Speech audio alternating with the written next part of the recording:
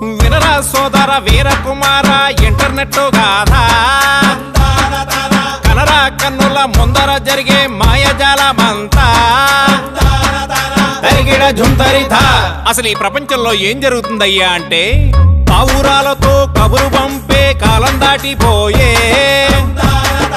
ఉత్తరాలతో వర్తమానాల రోజు చెల్లిపోయే, టెలిగ్రాముతో సంగతి చెప్పే వేళ వెళ్ళిపోయే,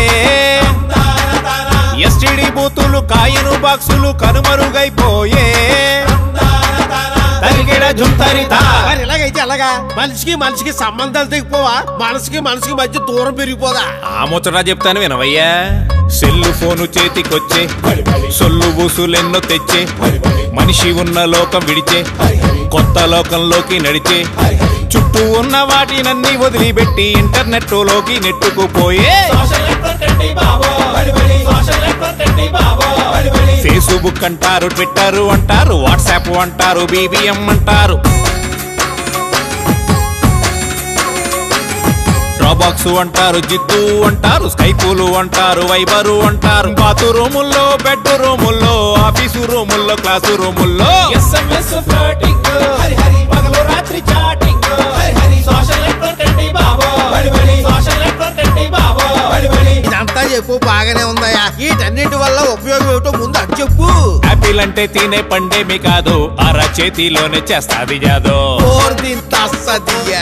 పంచగట్టే ఓడు పెద్ద రాయుడు, ప్రపంచాన్నేలేదే ఆండ్రాయుడు. సోషల్ నెట్వర్క్ చేతిలో ఉంటే ఎవడి డప్పు వాడే తందానా తానా. పెట్టిన పోస్టుకు లైకులు రాకపోతే పరువు పోయినట్టు ఫీల్ అవుతారన్నా. జుట్టు ఊడినా జబ్బు చేసిన google.com కొడుతున్నారన్నా.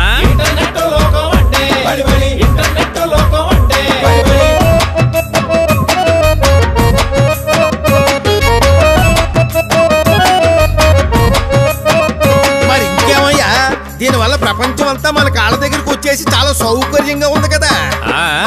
సౌకర్యంతో పాటు కుసింత కామెడీ కూడా ఉందయ్యా.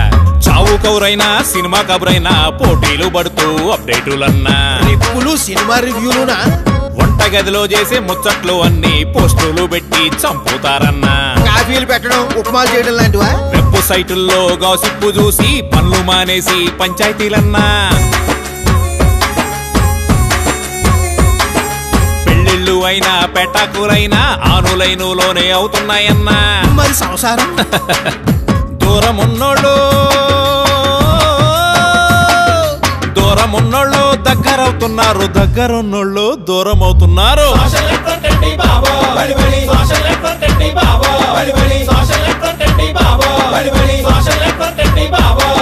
అయితే ఇంటర్నెట్ వల్ల మనుషులు ఎక్కడికో వెళ్ళిపోతున్నారన్నమాట.